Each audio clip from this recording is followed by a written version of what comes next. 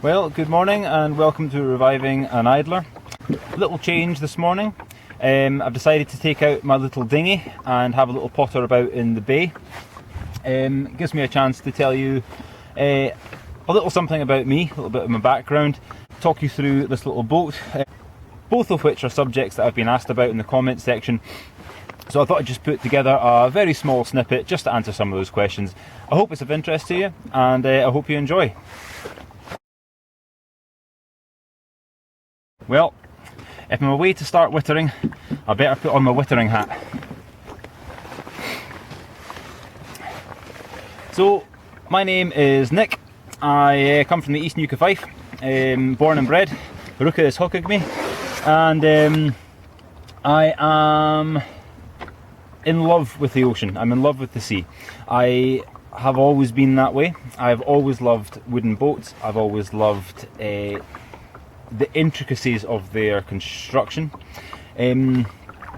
Boat building wise for me has been more of an armchair affair than anything. Briefly I've done some work on some historic boats nearby, sort of more the apprentice style work, sort of the painting, scraping, that kind of stuff. Nothing particularly on the tools, but I was involved in that scene for a little while when I was younger.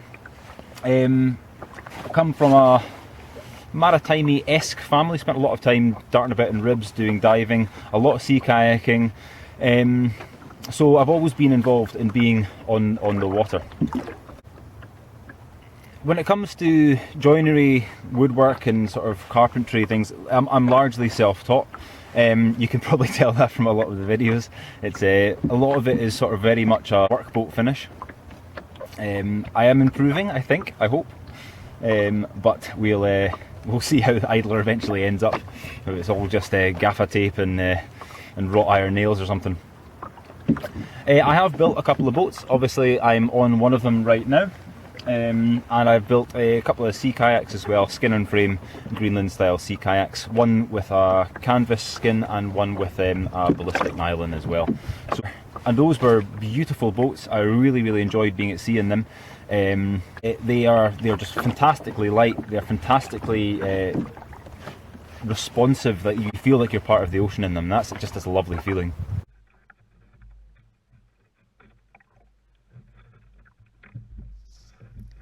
So the wee dinghy we find ourselves on today is called Ant Agatha, and the PG Woodhouse fans amongst you will appreciate the reference. She's named frankly because she's not particularly beautiful. I don't think she'll be with us very long, but she's still fairly robust and sturdy. She's been built of fairly cheap materials. We've got plywood for the planking, we've got solid wood keel, floors, thwarts, and the transom, etc. She was started in January 2020, before I knew I was getting Idler back, and she was more or less a test piece before I went on to begin a larger project, Sculling & Sons 14-foot dinghy, and she was going to be built of larch and oak.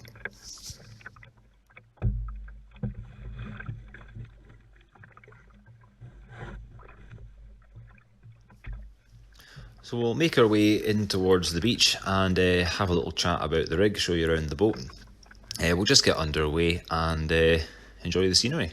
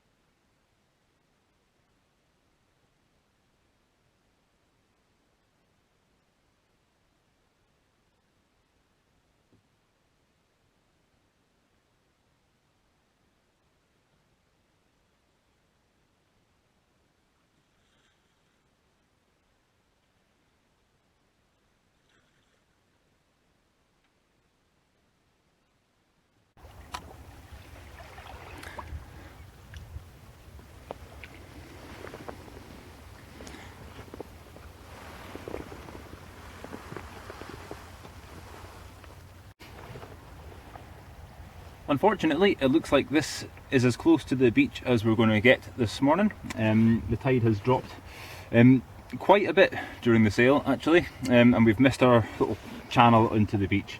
So we're just in and about these rocks just now. It's very shallow and there's lots of rocks sticking out there.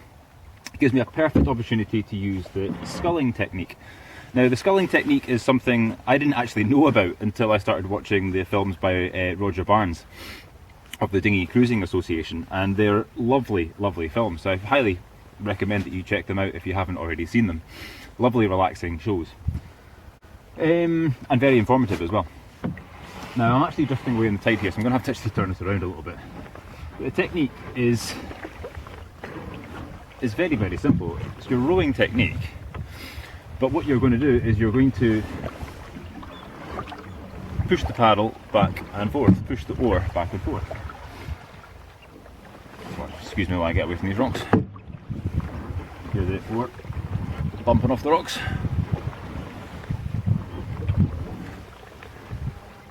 So essentially what you're doing is you are pulling the blade at an angle like that, turning it around, pushing at an angle like that. That's essentially what you're doing. Back and forth, back and forth, back and forth. If you're a sea kayaker, you'll know exactly what I mean, because this is a technique used all the time in sculling to move the boat sideways, or if you're rolling, if you're doing especially Greenland rolling and things like that as well. The sculling technique is a very, very useful skill to have. And I didn't realise that you could even transfer it across to boats at all until fairly recently. The advantage is that you're moving slow but at a constant pace. You're not stopping and starting, you're not bouncing up and down if there's any swell, you're just kind of gliding along. So when it comes to rock hopping, like what we're doing here, it gives you enough time to keep moving forward, so you're keeping momentum, so you're not just drifting on the wind. To keep your eyes out for the rocks. You can peer over the side. It's clear enough today that I can actually see most of the rocks. I'm going to have to get out of here, the tide's dropping. Right, you're in for a show. This isn't completely unrehearsed, I'm going to have to get out of here, the tide's dropping. I think I'm a bit like the channels there. Expect collisions.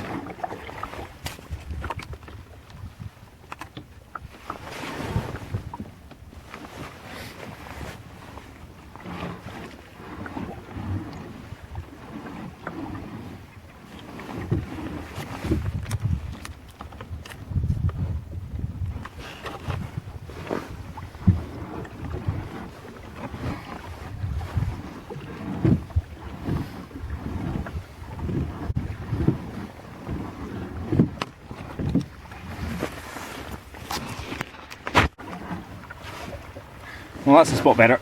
We're in about 2 to 3 foot of water now, so shouldn't be any real risk of bumping into anything.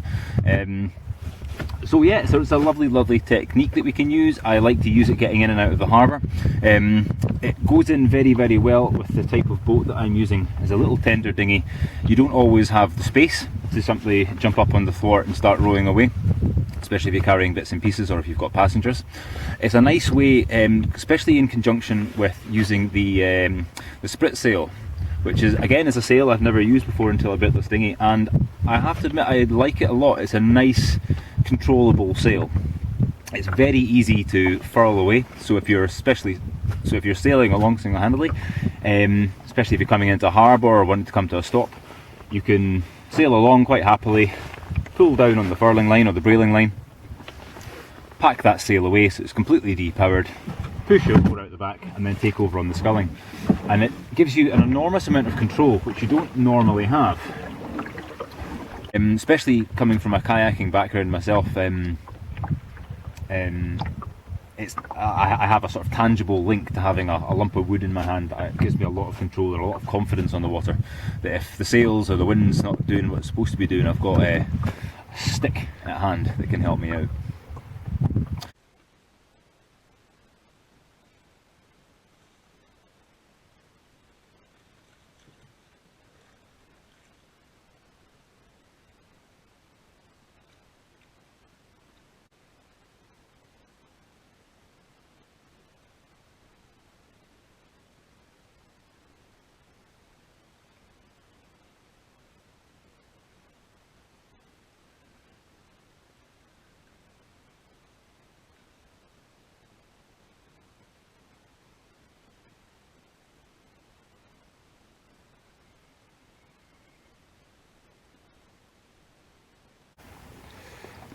So Ant Agatha is built of plywood. She's got an oak keel, stem post and a laminated stem post and a stern post. She's got solid wood knees, thwarts and all the floors etc. inside, they're all solid wood. However, the planking is marine plywood. The sprit spar and the mast are made from dead standing pine, Sika spruce. She's a freestanding mast using the sprit stale. It's got one reef point in it and a brailing line allowing me to tuck it away and out. She is an Ian Ottred design, Auk, and she is 8 foot. Just a little tender dinghy, nothing particularly fancy, and like I say, Ant Agatha. She's not going to be with us forever, but she'll do the job.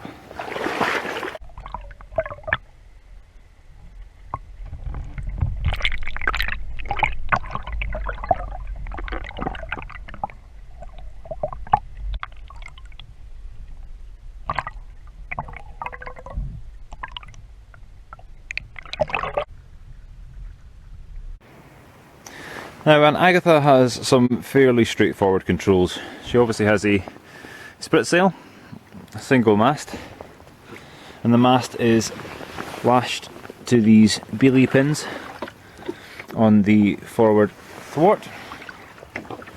And that means I can simply take the mast out very quickly by just unlashing her. Down comes the mast, rig and all. So that makes taking it home, keeping it stowed clean and safe, very easy. The sprit is tensioned by this line here, sprit downhaul, and that travels down to a jam cleat just in here. Now, usually your downhaul is lashed to the mast on a couple of cheeks here. However, what we've done a little bit differently here is the downhaul is actually lashed to the top of the halyard up there. And that means that this length from the halyard down to the bottom of the sprit always stays the same length, whether the sail has been lowered to its reefing height or whether it's full. The angle of the sprit stays exactly the same, it never changes. And I tension it by pulling on that downhaul. So if I loosen that, for example, right now, let a little bit of that off. So you see we've got this all the way out, sprit's collapsed, I then pull on that and it pulls that all the way up. Another nice little feature is the brailing line. That goes up to a ring, loop around the side of the sail and drops down.